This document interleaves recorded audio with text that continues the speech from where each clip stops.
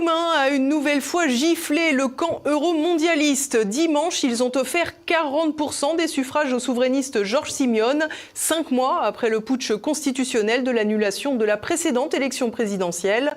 Un énorme désaveu pour Bruxelles, Ursula von der Leyen, mais aussi Emmanuel Macron. Un sujet de Nicolas de Lamberterie.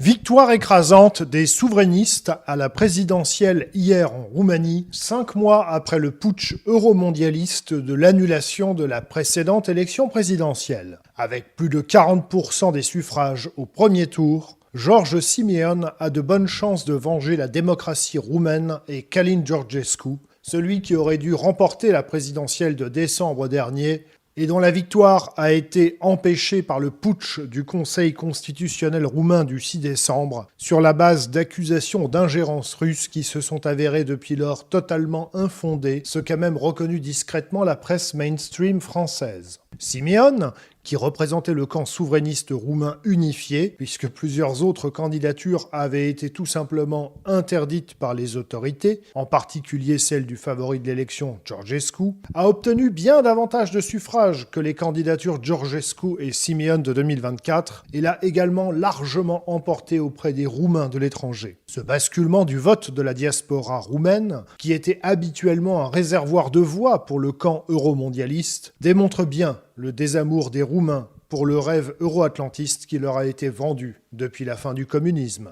À l'échelle nationale, Simion arrive largement en tête dans la quasi-totalité des départements, y compris la ville de Bucarest, à l'exception des départements habités par l'importante minorité hongroise de Roumanie, en raison de l'hostilité très prononcée que Simion avait exprimée contre les Hongrois au début de sa carrière politique. Un handicap que n'avait pas Călin Georgescu. Au second tour, Simion affrontera le maire de Bucarest, Nicoșu Dan, qui s'est qualifié in extremis au second tour avec 20% des suffrages, en battant d'une courte tête le candidat unifié de la majorité gouvernementale, Crin Antonescu. Cette défaite cinglante de la coalition gouvernementale pourrait d'ailleurs conduire à la chute du gouvernement, puisque le parti de la minorité hongroise a annoncé son retrait de la coalition. Pour Simion, le pari est plus que réussi.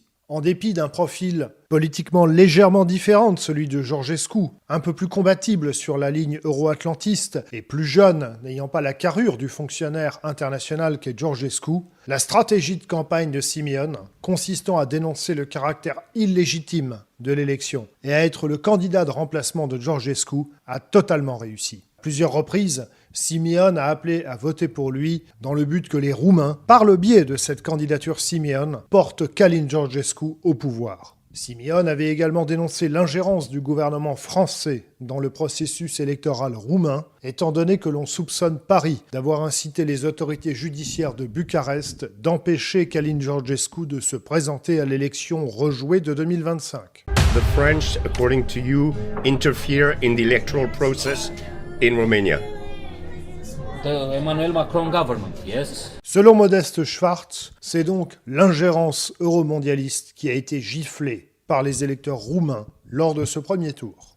On peut donc diagnostiquer un échec cuisant de la pédagogie euromondialiste, étant donné que pour ceux qui ont suivi les médias roumains pendant les 5 derniers mois, donc à part une ou deux chaînes vaguement dissidentes, notamment la chaîne pro-Georgescu Realitate Plus, bon, pour tout le reste, les médias roumains pendant les 5 derniers mois, c'était un camp de rééducation où on expliquait aux Roumains matin, midi et soir qu'ils s'étaient trompés, qu'ils avaient voté Georgescu à l'insu de leur plein gré, qu'ils avaient été manipulés par TikTok, par Poutine, par la Chine, peut-être l'Indonésie. Et résultat, au bout des 5 mois de rééducation, ils revotent, alors non pas pour Georgescu, puisqu'on ne leur en a pas laissé la possibilité, la candidature de Georgescu a été rejetée, mais pour un George Simion qui se présente explicitement comme le remplaçant, le lieutenant de Georgescu, et ce, en nombre bien plus élevé, 450 000 voix de plus, pour un pays de 20 millions d'habitants. Donc je dirais que le message que l'opinion roumaine a voulu adresser au consensus euromondialiste, à Ursula von der Leyen, à Emmanuel Macron, etc., est quand même assez clair. Désormais, la question est de savoir si Simion a des chances de l'emporter au second tour, en passant donc de 40 à 50% des suffrages exprimés. Une chose semble acquise, le scrutin de second tour sera serré. Pour Nico Șurdan, il faut espérer parvenir à récupérer l'ensemble des voix qui se sont portées sur Crin Antonescu et Elena Lasconi, les deux autres candidats euromondialistes. Il faudra également essayer de mobiliser l'électorat hongrois, qui a certes voté contre le candidat nationaliste, mais s'est surtout peu mobilisé. Une faible remobilisation de ces électorats en faveur de Nico Șurdan serait donc fatale au maire de Bucarest. L'autre enjeu est de savoir comment vont se mobiliser les électeurs qui se sont portés sur celui qui incarnait le souverainisme de gauche, Victor Ponta, qui a rassemblé 13% des suffrages. Leur remobilisation en faveur du candidat euromondialiste semble en tout cas loin d'être acquise. En clair, le round, en principe final, de la saga présidentielle roumaine qui se déroulera dans 2 semaines, se décidera sur la mobilisation. Et pour le moment, le souverainiste Simion part avec un léger avantage.